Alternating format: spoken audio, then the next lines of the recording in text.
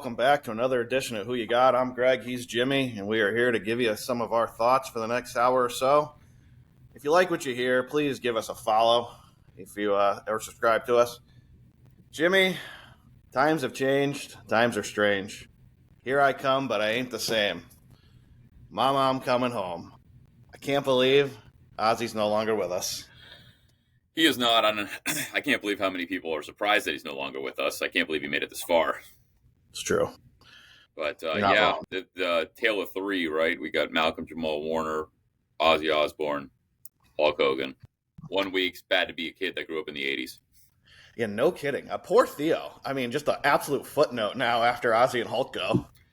Yeah, that is. It really is.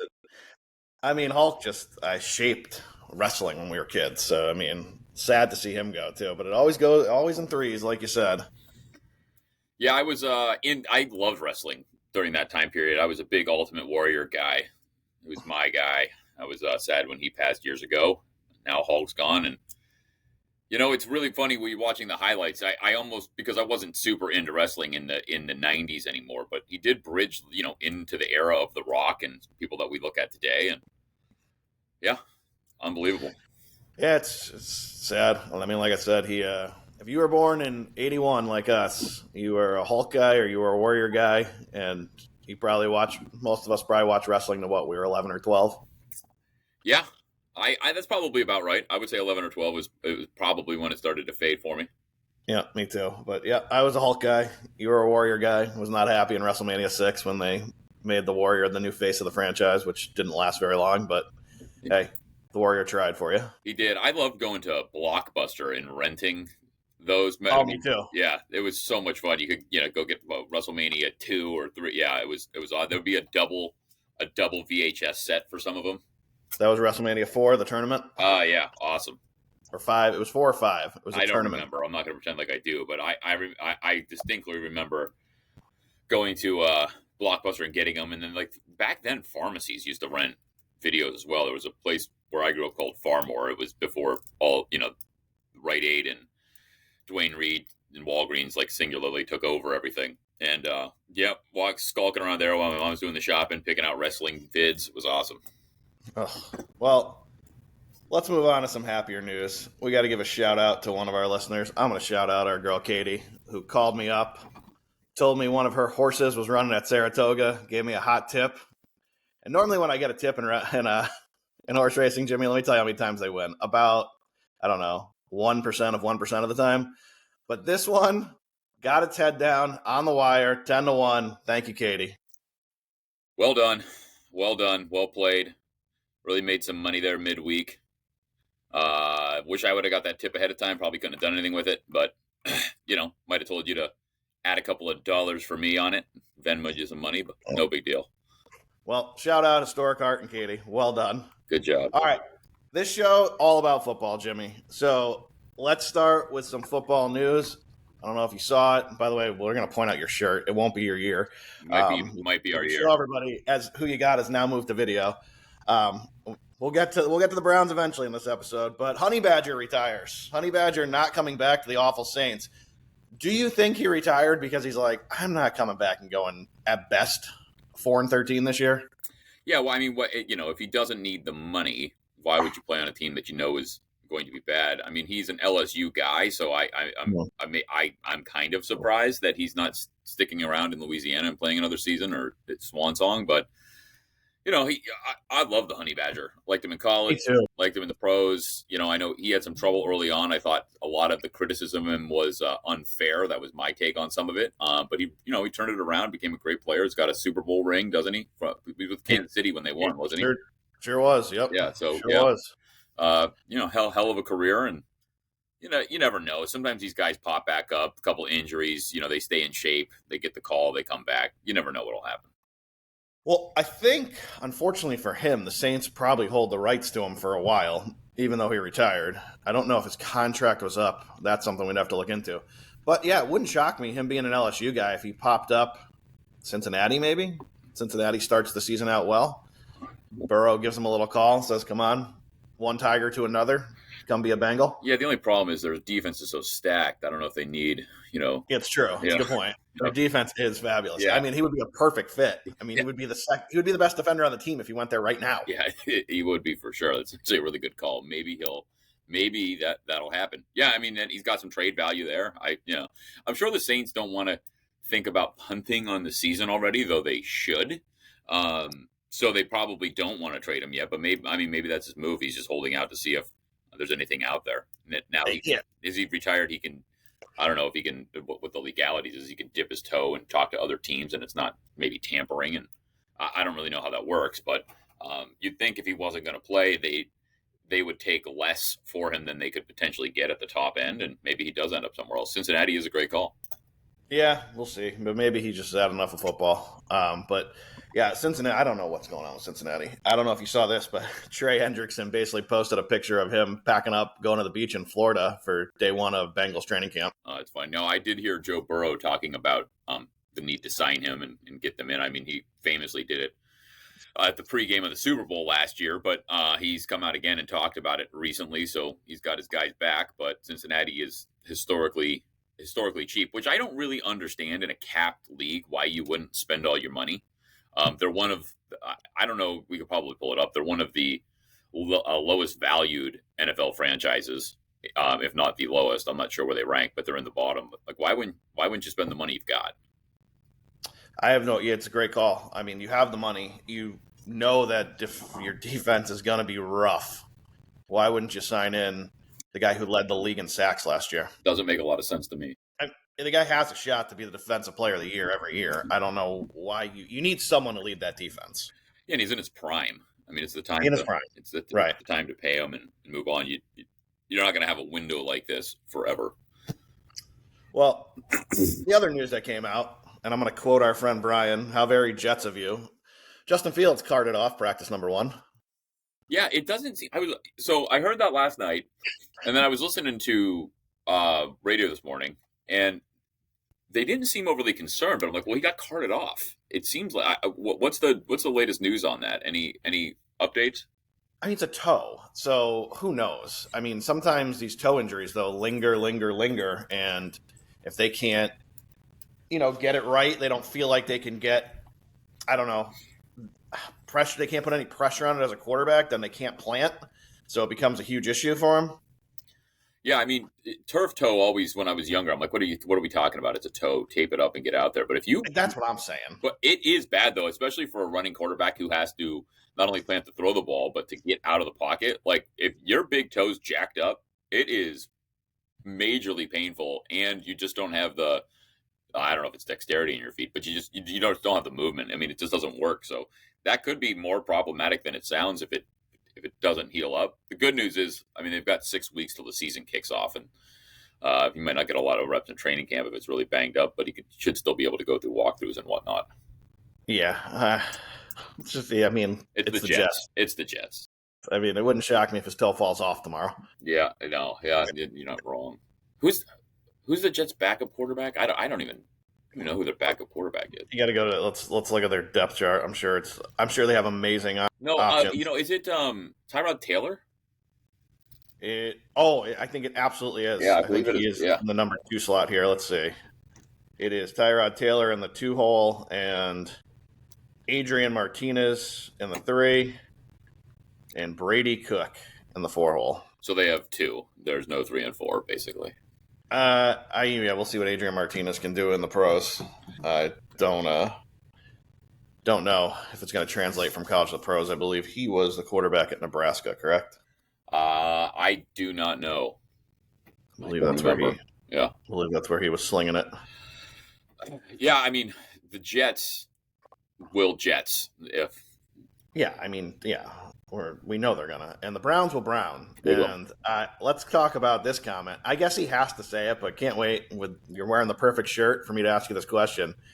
But your boy, your only good player, came out and said he expects to win not only Defensive Player of the Year, but I think I'll look up their odds in a second. But I think at 500 to 1 or probably more, he expects to win the Super Bowl. That's a bold statement. Everybody and every piece of logic out there would bet against that. But, hey, I like his attitude. I mean, what's he supposed to say before the season starts? the crooks at DraftKings, and I say that, tongue in cheek, 300 to 1. I mean, true odds on the Browns are probably 3,000 to 1. Yeah, most likely. Um, yeah, they don't have a chance. I mean, but I do like the fact that he wants to just got paid and he still wants to win Defensive Player of the Year. If he really means that and he plays hard all year, that's a good thing. You always worry about people getting paid and then taking time off. But Myles Garrett got paid before and he came back and earned an even bigger contract. So I like his attitude. Yeah. Our defense should be stout. If our offense always is, Jimmy, always is. Yeah, you just get morally defeated when your offense can't score any points. I mean, the Browns' offense doesn't have to be that good. They just have to score enough points to keep the defense motivated in these games and not on the field constantly. They need to move the ball, give them a blow once in a while, and if they can do that, we'll see. I mean, if Kevin Stefanski was a coach of the year, let's see what they can put together. Yeah, again, you can't say Garrett ever gives up on a play. He certainly doesn't. He's out there giving it his all every time. He's trying to win the game 3-0 if he has to. Mm-hmm. So I was just, again, we talked about this so many episodes ago. I was just shocked he came back. Like, I really thought he was going to go to a contender. But hey, his heart is there. He wants to win one for Cleveland. Yeah, I mean, and it's he got paid in Cleveland too. So I mean, he was getting paid anywhere, Jimmy. You would think he was, right? You would think he absolutely would have got paid anywhere. It's a good point. But yeah, well, I mean, we'll see what he can do. I truly believe. I mean, Denzel Ward, I think he was ranked as the third corner in the league when all these polls come out to keep people interested in July, the quarterback, the receiver polls, the whole nine. But I think Denzel Ward was the third ranked quarterback. Grant Delpit is a fantastic safety that we got down the draft because of personal issues. The Browns are great at drafting people that do stupid stuff. Shedeur Sanders? Yeah, then Myles Garrett. Yeah, right. Unfortunately, our good linebacker, Cormoso or whatever, I don't always mispronounce his name, so that's what I do, looks like he's hurt, going to miss time. But we had a nice defensive draft class. I expect them to be good. If we could put any semblance of an offense together, Cleveland might have a shot. Here's the good news about the Browns. I will know by October week 2 if it's time to totally throw in the towel or not. So yeah, I think we all will. Yeah, and the chances are time to throw in the towel. But as much as I hammer the Browns all year, all offseason, I am the eternal optimist in August. August hits, we haven't lost a game yet. I'm like, hey, we could put it together. So I will be very optimistic about Cleveland until it all falls apart. Fair. All right. Justin Jefferson.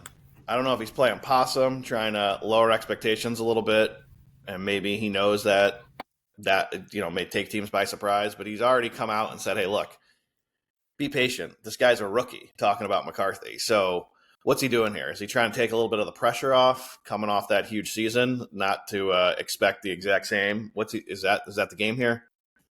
I would think so. I mean, I think it's a great play for your quarterback. You're, taking the pressure off of the quarterback specifically. You're taking the pressure off yourself. And I also think it's probably true, right? Like, give him a little time, but it does, to me, sound like he believes in him, right? Like, hey, give it time. This is going to work out. Let's lower expectations to come out the gate on fire, but give this time. This kid's going to be good. That's how I read the comments. Yeah, I'll tell you, if he didn't believe in him, I don't think Sam Darnold would have been just basically said, see ya. Like, I think JJ was in that room telling them who he wanted the ball being thrown to him from. Yeah, I bet you're right. Yeah, because if he wanted Sam Darnold, it's a great point. I bet you Sam Darnold's still on that team. Or if he wanted Aaron Rodgers, I bet you Aaron Rodgers would be up there. Yeah, probably right.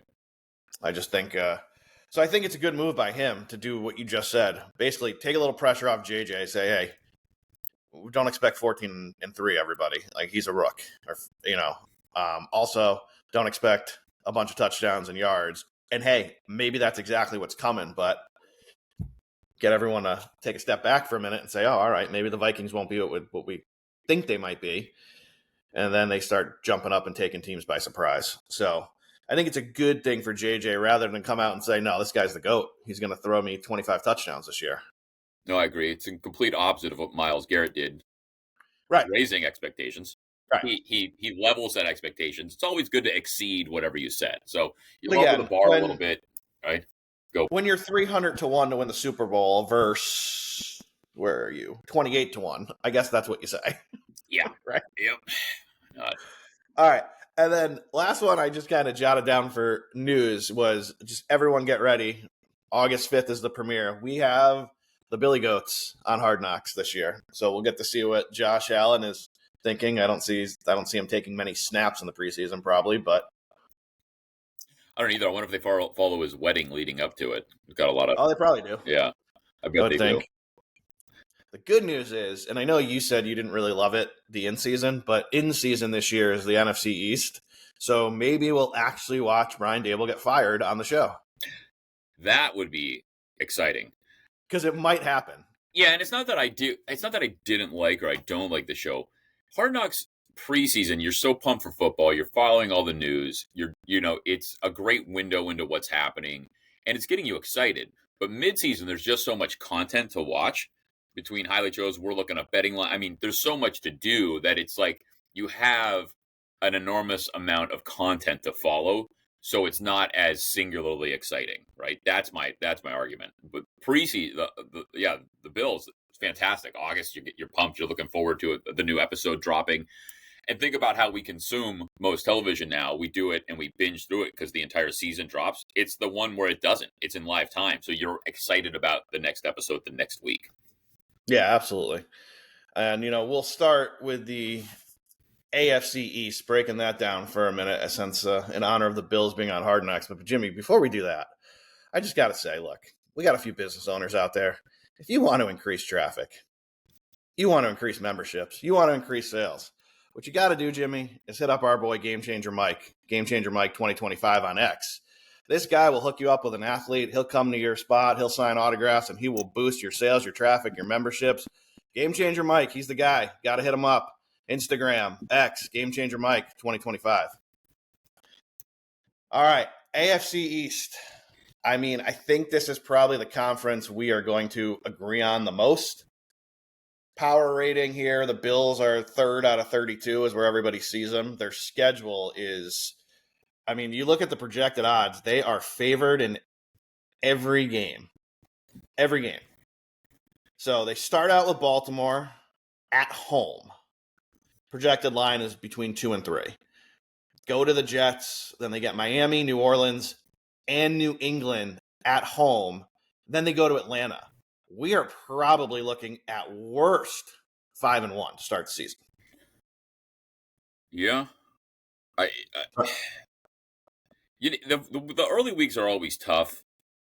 Only because they don't play these players a lot in the preseason. Sometimes there's a little rust, but yeah, I think you're probably right. I mean, the only game that seems losable is the Ravens game, but I don't think they lose in Buffalo on opening night. No, and here's the stat. Home teams in that series are 11-2 against the spread. Yeah, I don't. Yeah, you just never know when they're going to stub their toe. I think 5-1 is probably the good prediction. I think one of them gets away from them. I don't know if they start 6-0, but they could. I mean, they could. And then their schedule doesn't get tremendously harder. Like, I don't believe in the Falcons tremendously. They go to the Panthers. Then their first really tough game to me isn't until November when they play the Chiefs. Right, and they get them at home too in November. Yeah. So it could be a little bit cooler. Could play right into Buffalo's hands, and again, projected field goal favorite there too. Yeah, the second half is certainly more difficult, but it's still not a terribly tumultuous schedule. So no, I mean, look, you run this down, it's crazy. I think they beat Baltimore. I think they beat the Jets. Then I think they run the table at home. Then they go to Atlanta. Could they get upset there? Maybe. But, God, they could beat Atlanta. They could obviously beat Carolina. They come back home and play the Chiefs, winnable game. They go to Miami. They get Tampa at home. Okay, Houston on the road. Let's see what Houston is. If they're good, 11-20 could be a game you circle that, hey, maybe this is where somebody gets the Bills. They go to Pittsburgh. Tough place to play. Okay, That could be losable. Cincinnati, they get at home. Then they go to New England, to Cleveland on the 21st of December, who, let's be honest, Cleveland will probably be as dead can be. yeah. So, I mean, they could win that game by 30. Then we go Philly, but again, they get Philly at home, and then they get the Jets. Look, their strength of schedule is 31 out of 32. So, meaning they have the second easiest schedule in the league. Their odds to win the AFC East minus 260. It's already floated up to $3 at some places. Love them. I also love them over their 11.5 win total. I think it's a slam dunk. And I think 3-1, some places as high as 4-1 for them to have the most wins in the NFL this season. I think those are all play them on the Bills. You agree? I do. I think the 11.5. I mean, on a 17 game, 12-5. How do you read that schedule and not think 12-5 is happening? So, like we said, play them. Play them. All right. Dolphins are interesting. They are interesting. Power rating here, a lot of people have them at 18 out of 32, so bottom of the pack here. Start at Indy and basically a coin flip game, which basically makes the trend of that series go out the window because underdogs in that series are 14-3 against the spread, but doesn't really mean much if the game's a pick 'em. Then they get New England at home, and we already talked about it. Then they go to Buffalo, get the Jets, Carolina, and then it goes from there. Strength of schedule here, not terrible, 22 out of 32. So, I mean, they have a pretty easy schedule. I mean, only 10 teams have an easier schedule than them. 80-1 for the Super Bowl, not happening. 35-1 to win the AFC, not happening. Plus 650 to win the AFC East. Win total 8.5. What do you think here if you were handicapping the Dolphins season? My God, 8.5. I think 8.5 is obviously a really good line. It makes you think about it. I mean, this isn't breaking news, but it all depends on the health of Tua. If Tua can stay healthy and play 13 of the 17 games, I think the over 8.5 cashes because of the strength of schedule, because they still have talents on that team, right? I mean, they're a talented football team, especially on the offensive side of the ball. And I think Mike McDaniels is a really good offensive coach. I thought he got fired for some reason. I don't know, maybe I dreamed it. I know he didn't, but I thought he was at least on the hot seat at the end of last season, but he's still there. And I think that I think that's what you're betting on. You're basically betting on Tua. So do you think Tua is going to stay healthy? Because if he is, I think they win 10 games. I don't see why with the schedule they don't go 10-7. And if he's not healthy, I think they win 4. Yeah, I mean, if Waddle goes back to what he's doing or was doing a year ago, if Tyreek Hill can turn the clock back a little bit, maybe. I have big questions on that defense. I mean, their secondary is a problem. I mean, it's going to be probably at the bottom of the league for pass defense. And when you look at their schedule, Indy, yeah, all right, they don't really have, we don't know what their quarterback's going to bring, but that game's on the road. Then they go to New England. We know Drake May can sling it around at New England. Good luck against Buffalo. The Jets, they're probably going to be a big favorite against, I would think, because it's at home. Then they go to Carolina, and Carolina is they were coming on strong last year. The only thing I'll caution on Carolina here is a little bit of a sexy pick now. They're trending with everybody. They're that team that, watch out for Carolina. That usually doesn't work out well, that when the public jumps on everybody, or all the public jumps on a team, it doesn't usually pan out. Chargers, is they get them at home, but I think the Chargers are going to be tough. They go to Cleveland. Cleveland's not going 0-17, everybody. They're going to win some games. That's a winnable game for Cleveland. So that could be tough. They go to Atlanta, another pick'em game probably. They get Baltimore at home. You got to see, again, it's hard to call a game on 10:30, but if Baltimore is coming off a loss, for instance, that could be a game that's a problem for them. I mean, they're going to be a dog at home to both Baltimore and Buffalo, which are back-to-back. Then they get the Commanders. Then the Saints, yeah, okay, they got a winnable game against the Saints. But then, Jimmy, they finish up with Steelers. We don't know what we're going to get out of the Steelers and Aaron Rodgers. Then they get Cincy, Tampa Bay, and Tampa's probably going to be right in the thick of it for that division on 12-28. So who knows? And then they get New England the last week of the year, and I think New England could be fighting for a wild card. We'll see. I think this is an absolute under 8.5. I don't see how they get to 9 wins. I don't see 9 wins on this schedule for this team. Yeah, this is going to be an avoid bet for me, to be clear, because I think they've nailed the line here. You've talked me into it. If I had to lean, I'd probably lean there. I'm looking through the games as we're recording, and I'm thinking to myself, okay, loss, win, giving them games like the Browns, thinking that maybe at the end of the season, either the Steelers or the Bengals might be out of it at that point. You just never know. So the injury, whatever, maybe they get 1-1 in those games. To your point, they've got to go back to New England to end the year, cold weather. Though they did play really good against Buffalo in Buffalo. They lost the game 2 years ago, but they played really good in the cold weather. And they don't have enough early season games at home. They crush you at home in early September because the way that stadium is set up, and I know you know this, but the way the stadium is set up, the visitor sideline is directly in the sun with no relief, and they're just baking in 97 degrees and 100% humidity for hours, and it just wears them out. Meanwhile, the Dolphins players have fans in the shade, misting, just great setup. So, but they don't have enough games at home early in the year. They've got the Pats and then the Jets. So if you want to consider those 2 wins, okay, but they also have they have 3 games,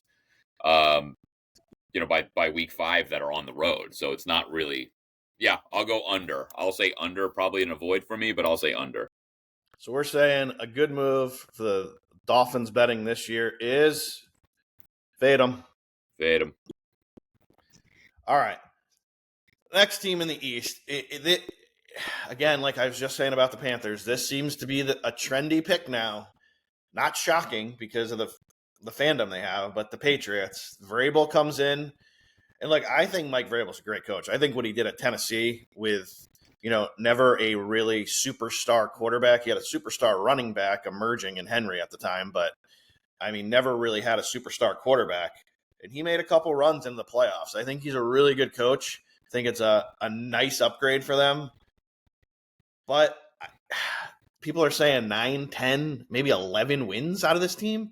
Last year they were 4-13, 6-9-2 against the spread.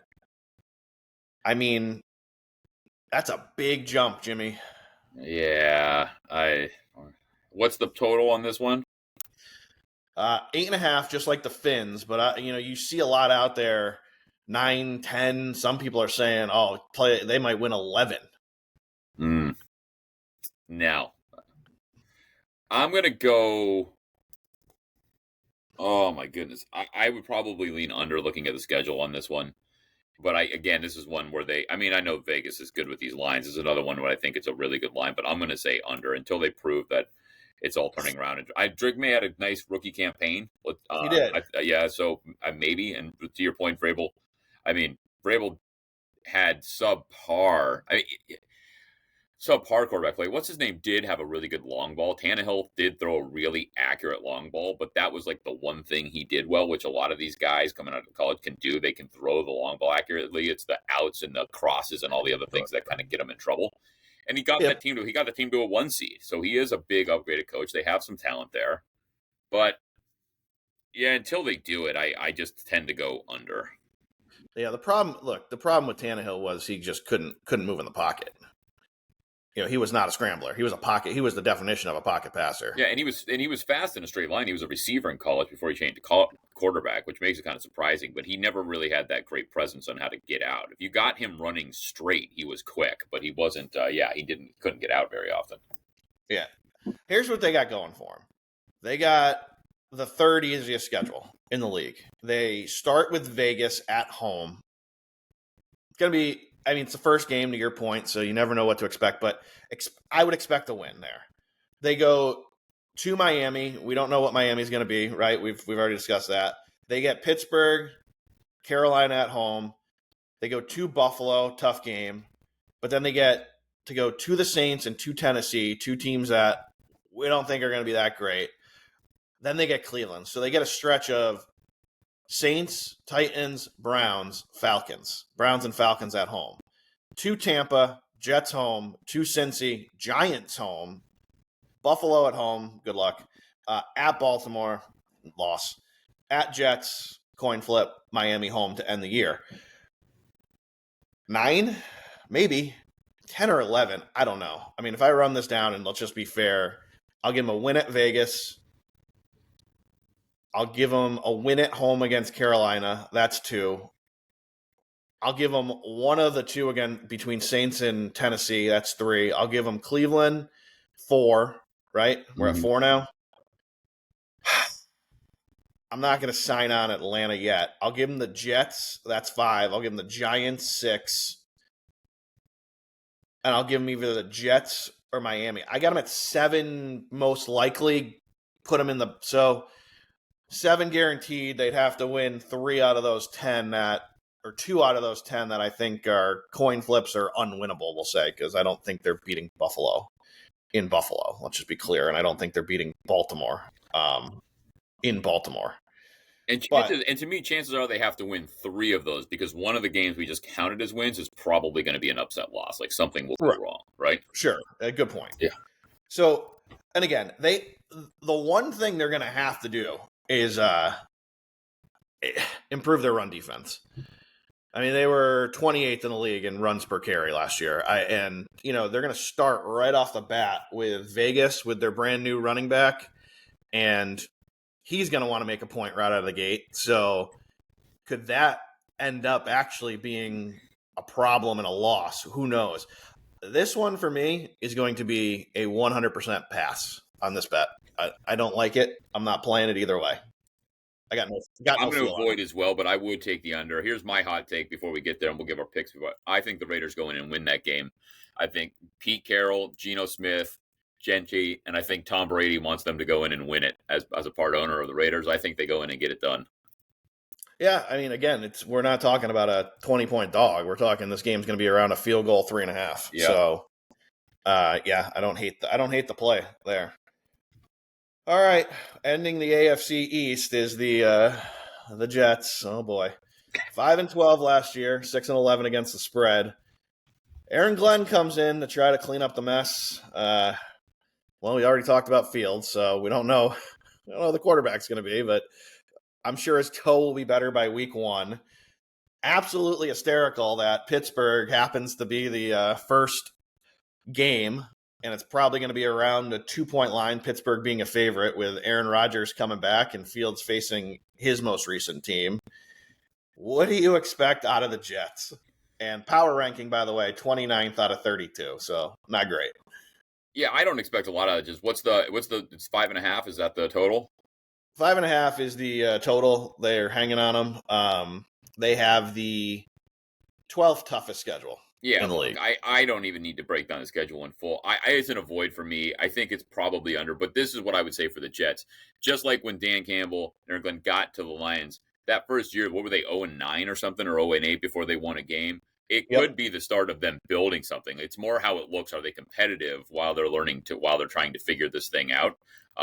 So I don't expect a lot out of the Jets this year, but what you want to see is some sort of foundation for competitive football and not an embarrassment of something to build on in the years to come and see if that can happen. So, no, I would avoid the bet. I think if you're going to bet it, you take the over and assume that the coaching can get them. Because, I mean, we're talking 6-11 here. We're not throwing a lot out there. So if I was going to bet it, I would bet the over just based on it's too low to bet the under. And they could get lucky. I mean, they have enough winnable games out there. I won't go through them all, but they could win that game against the Steelers. It's not out of the question that we don't think they will. They could get one against the Dolphins. They could certainly beat the Panthers at home. They have the Browns this year. They could get 1 out of 2 against the Patriots. I think they can, like I said, in a rivalry thing. They play the Saints. I think there's enough opportunity there to steal 6 wins that they could.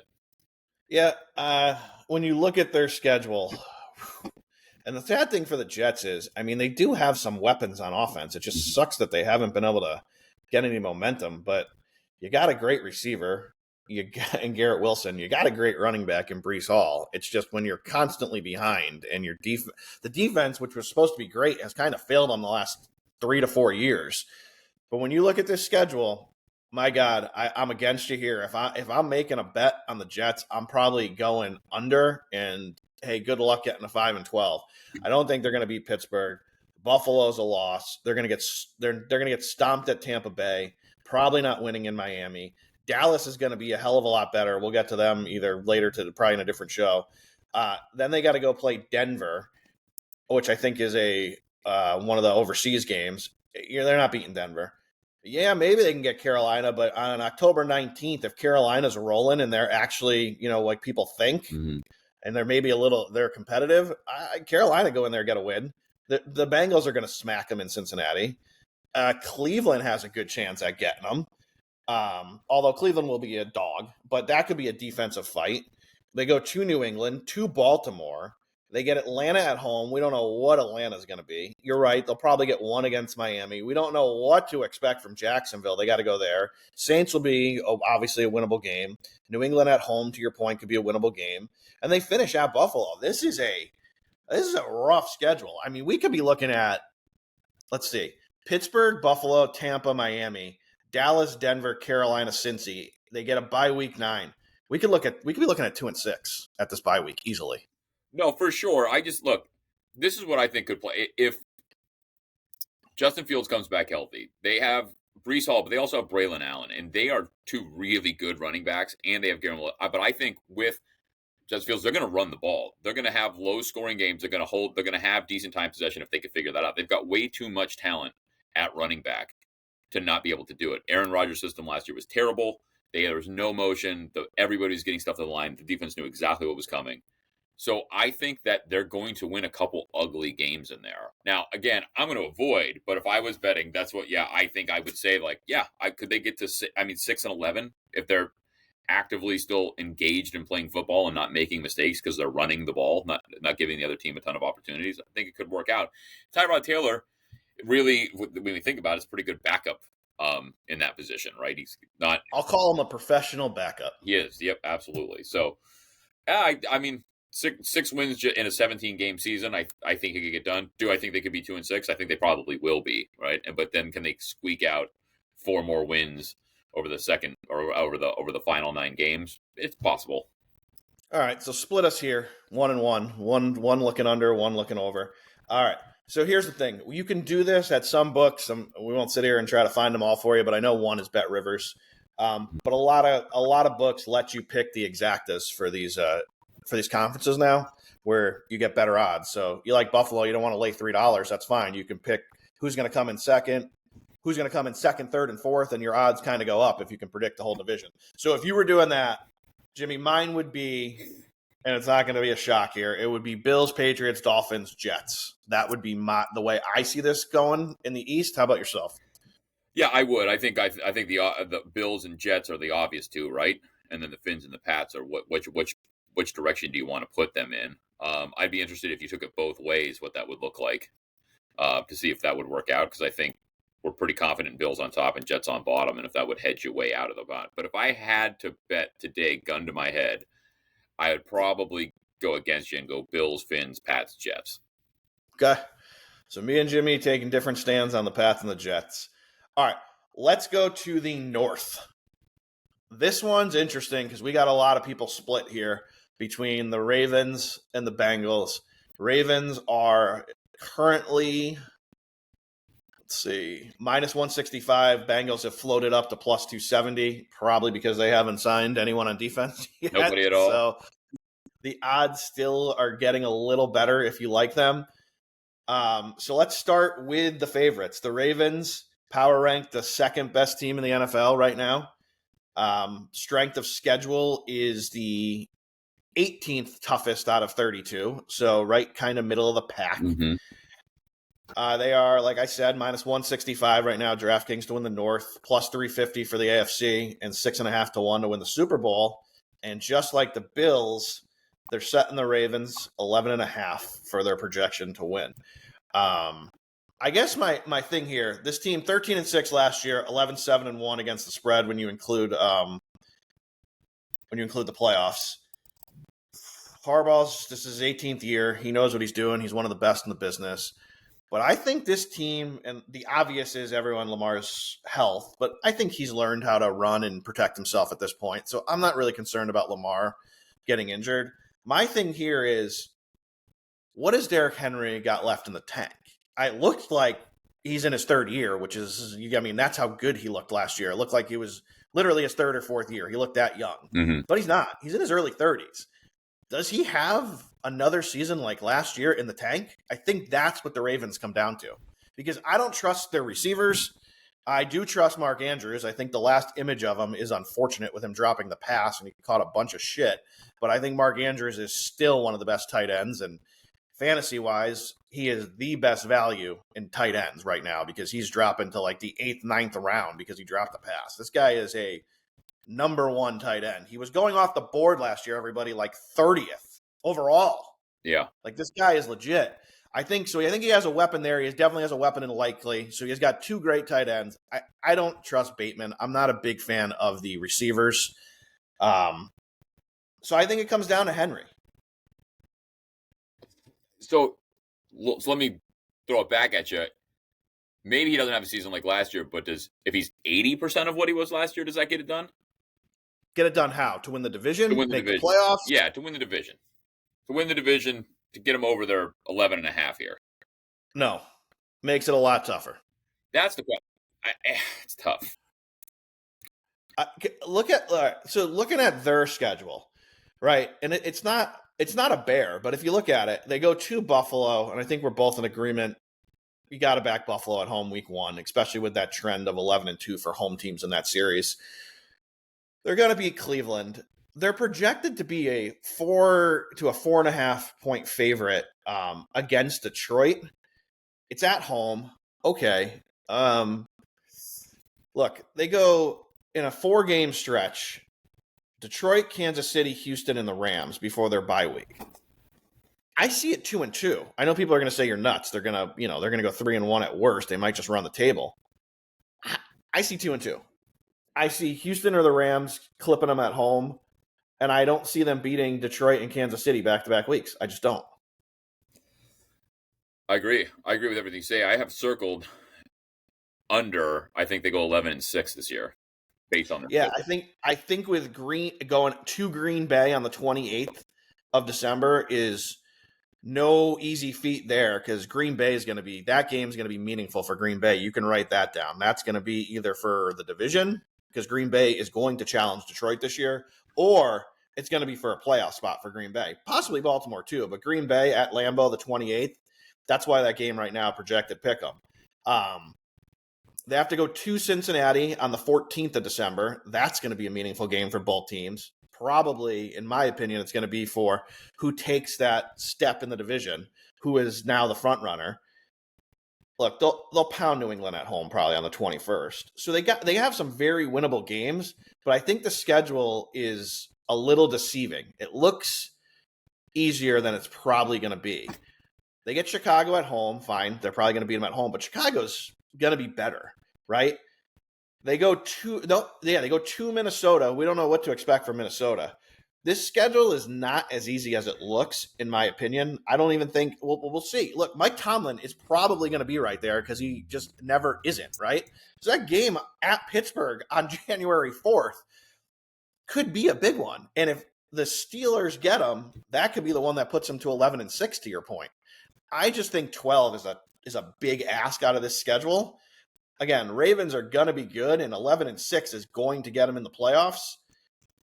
If I'm betting this, I lean under. Yeah, I'm with you. I think Derrick Henry is going to be good. You've seen all the highlights on what he's done to take care of his body, how he's changed his diet, what he does in the offseason. I think he will defy odds, and he'll have a great year. However, this is the way I see it. I'll simplify it. I think they split with Cincinnati, and I think they split with Pittsburgh. So there's 2 losses. I think they lose to the Bills to open the season. There's 3.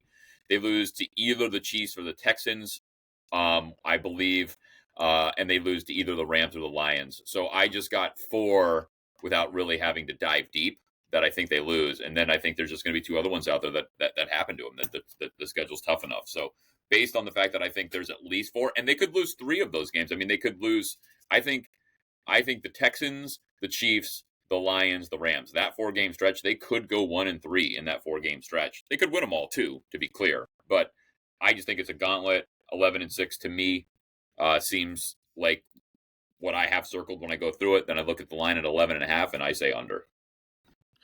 Yep. So I think we both agree. Fade them. Fade them this year. Hate him. And the reason I think we fade them is because of the next team we're going to talk about. Cincinnati Bengals. Power ranking, they're put at 12th. So right there on the verge of making the playoffs. They are projected wins 9.5. Strength of schedule is 19th out of 32. So getting easier than most. Yeah. And when I look at their schedule, look, they go to Cleveland, and believe it or not, this stat might surprise you because you remember the games that Cleveland actually got them, but Cincinnati is 9-3 against the spread in the last 12 at Cleveland in games played in Cleveland. Okay. So I like them. I cannot see them losing week 1 again. I know I'm going to be the sucker who tells you we're going to put a bunch of survivor entries on Cincinnati, and you'll be the one calling me, screaming at me at 4 o'clock or 7 o'clock, whenever that game kicks off or finishes, I mean. But then they get Jacksonville at home. They go to Minnesota, to Denver, 2 tough games. They get Detroit at home. They go to Green Bay, Pittsburgh. They get Pittsburgh at home. They get the Jets at home. They get Chicago at home. Then they get their bye week. So they got some difficult games for sure. But I think based on and this is just pure gut feeling, based on what happened last year, with every bounce going against them for the most part, except in that last game where they got lucky, which they got themselves to the winning record, but just missed the playoffs. I think eventually, Jimmy, the tides have to turn and some of the bounces have to start going their way.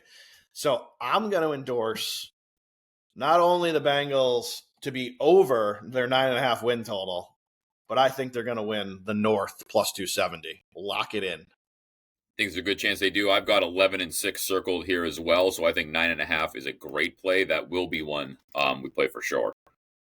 Play them. And play them big. I really do. And I have no problem with states that let you bet on awards. Joe Burrow, MVP, plus 650, home run. Yeah. Because if they do get there, it's going to be because of the offense. Browns quickly, 5.5 win total. What do you see out of the team here? They have the 3rd hardest schedule in the NFL. I mean, that's unbelievable. Yeah, I'm not, I don't usually bet my team. They'll win a couple games in there that you don't expect them to win. Like you said, their schedule is a gauntlet. They've got a couple winnable games. They've got the Dolphins in Cleveland. But if the Dolphins are playing well, the Dolphins could be a juggernaut. They're at the Jets, what game we've talked about we should try to tailgate for or something. But yeah, it's a hard schedule. Tennessee, depending on what Tennessee looks like, it's coming to Cleveland. But the schedule's brutal. It's brutal. It's absolutely brutal, Jimmy. Cincy, Baltimore, Green Bay, Detroit, Minnesota, Pittsburgh, Patriots may be good. Who knows? Baltimore, again, you go to Vegas. Who knows? San Francisco. Yeah. To Chicago. Again, who knows, right? Yep. And then, of course, if they weren't uppercutting you enough, they said, hey, we'll give you one more funny one. We'll give you a Buffalo on the 21st of December. Yeah. It's a really, really, really tough schedule. I will tell you, if the Browns come anywhere near being a 500 team, Kevin Stefanski is the real deal. Coach of the year. Yeah. Coach of the year. He wins 8 games, he's coach of the year. Yeah. And it's not even close. Yeah, this is an obvious avoid for me. If you were gun to my head to bet it, I'd bet the under, even though I'm bullish on the Browns. I just never know. Every year the Browns have a good year is a year, with the exception of one year with Baker. Every year that they've turned it on, they've come out of nowhere, and that's why they're not supposed to be good. They falter the next year. So you never know. Is this the year that Kenny Pickett starts and he stays healthy and he turns out he is an NFL quarterback? He's kind of follows in the steps of Baker and Geno getting the second, and Sam getting second chances other places or third chances and learning how to play football. If that's the case, they've got enough talent around him that they could be good, but I wouldn't bet on that happening. I don't think it's right. I wouldn't put my heart's there, but I don't necessarily buy it. So yeah, no, I'd go under. If you're going to bet it, I'm going to avoid it. All right. The next team is the team that is just kind of the wild card here in this division. I don't think that's a statement anyone's going to think is wild, is the Pittsburgh Steelers. 10-8 last year when you include the playoffs, 11-7 against the spread. Mike Tomlin in his 18th year. Again, another tenured coach in this division. I just don't know what to make of this team. I really don't. Power rating, they got him 15th, right in the middle of the pack. They have the 14th toughest schedule. Projection is 8.5 wins, 35-1 for the Super Bowl, 6-1 to win the North, 17 all the way up to 20-1 to win the AFC. What's the expectations here in your mind with Rodgers coming in, with them switching out receivers and getting Metcalf now? TJ Watt's back with the highest paid non-quarterback contract. What do you see here?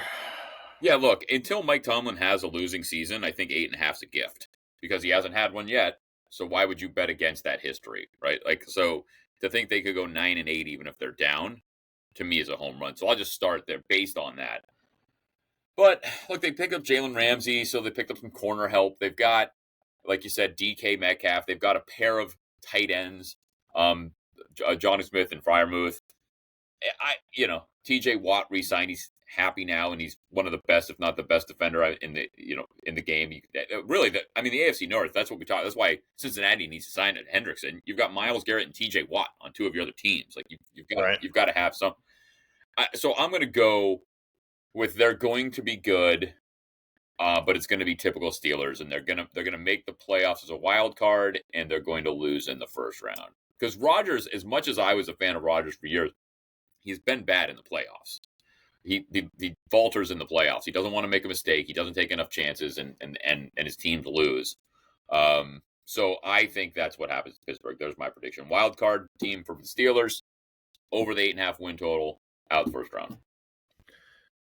And then how would you put this division in order? For me, it's going to be Bengals, Ravens, Steelers, Browns. So I think Steelers and Browns you got right. I would probably agree with you. I think that the Bengals are going to step on the gas pedal in September this year. We've talked about it before. They can't. If they come out of September 1-3, fire the coach. Get him out. Agreed. I mean, just Agreed. We're done. Like, don't take him in. Like, Zach, you're gone. We're not going any farther. So I expect them to come out of the gate strong. We've talked about where we think the records are going to end up. I think they're going to split with the Ravens. If I had to put money on it, I'm going to go with you. I think Bengals, Ravens, Steelers, Browns. I think there's actually a chance that it could go Bengals, Steelers, Ravens, Browns, depending on what happened. But I think that the Ravens and the Steelers are both wild card teams. Yep. Okay.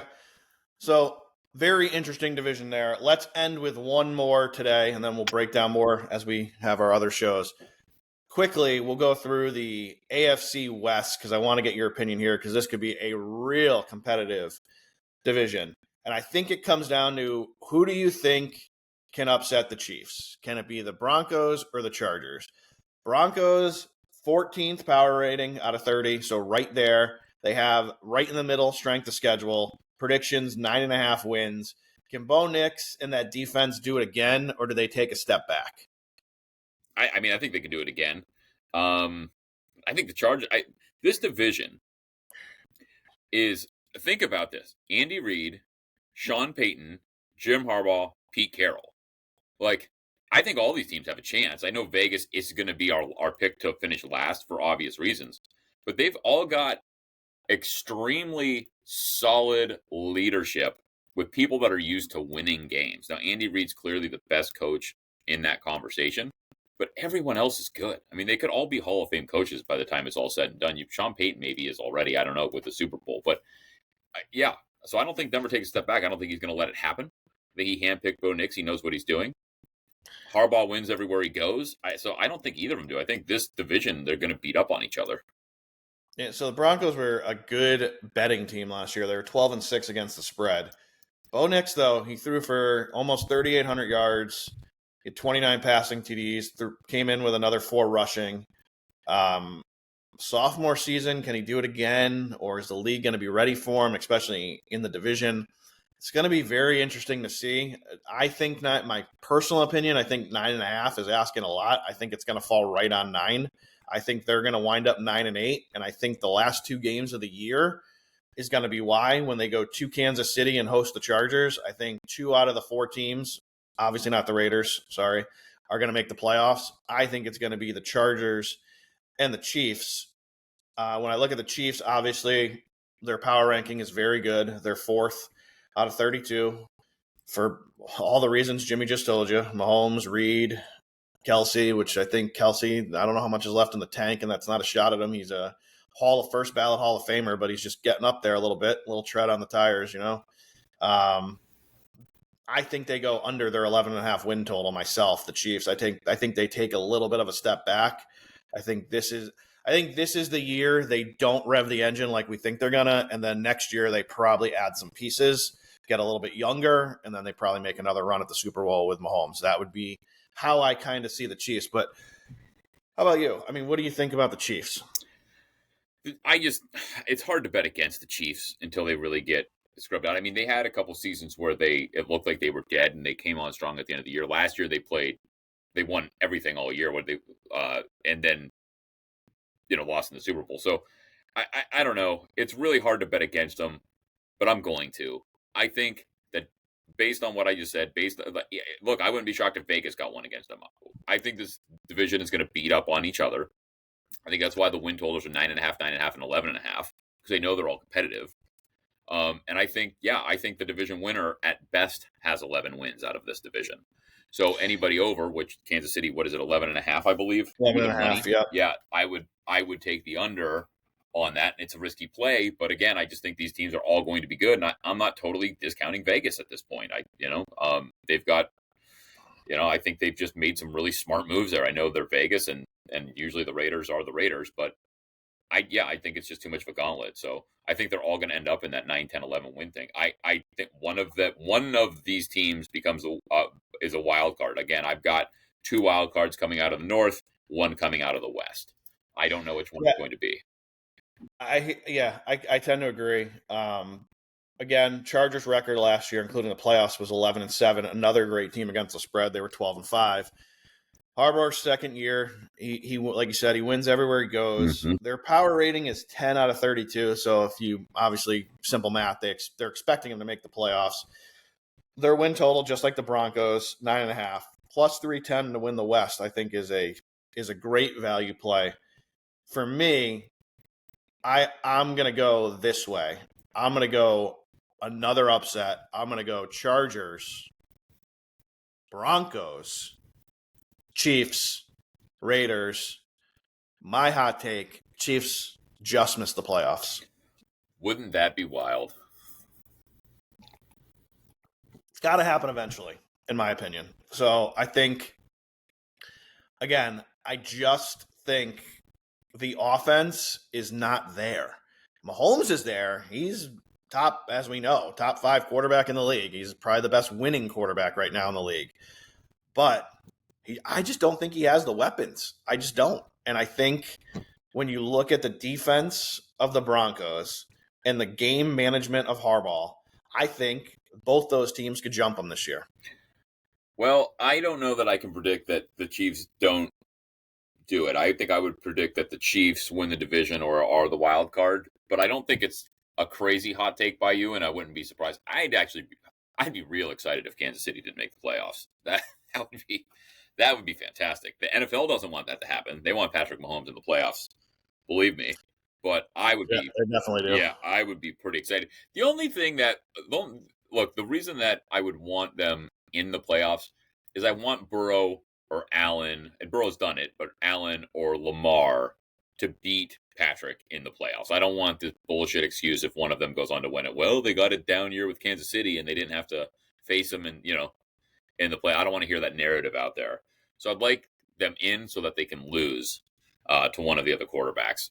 And those matchups are fun. So, well, if you're soured by my KC take and you're a Chiefs guy or you're just a Kansas City sports guy, maybe even a Missouri Tiger guy, Jimmy, you know who else you can follow? Follow KC Sports Authority on X and listen to our guy Keegan and his podcast. He will give you some great Chiefs insight, and he'll try to teach you that Kansas University can actually win a football game. You'll hear on this show they can't. He'll tell you they can. So it's another great listen if you're fans of those teams. Yeah, they cannot win. Sorry, Keegan. But he does have a fantastic podcast. Check it out if you have a chance. All right. Again, if you like the show, make sure you hit that follow button. Send the show to a friend for us. Please follow us on X at Who You Got 33 as we will post picks. Send us any questions or comments to whoyougot33@gmail.com. Jimmy, what do you got for us to close us out? It could be our year. It could be your year. Go Browns. I don't think it will be.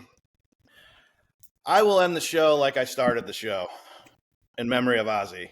Crazy, but that's how it goes. Millions of peoples living as foes. Maybe it's not too late, Jimmy, to learn how to love and forget how to hate.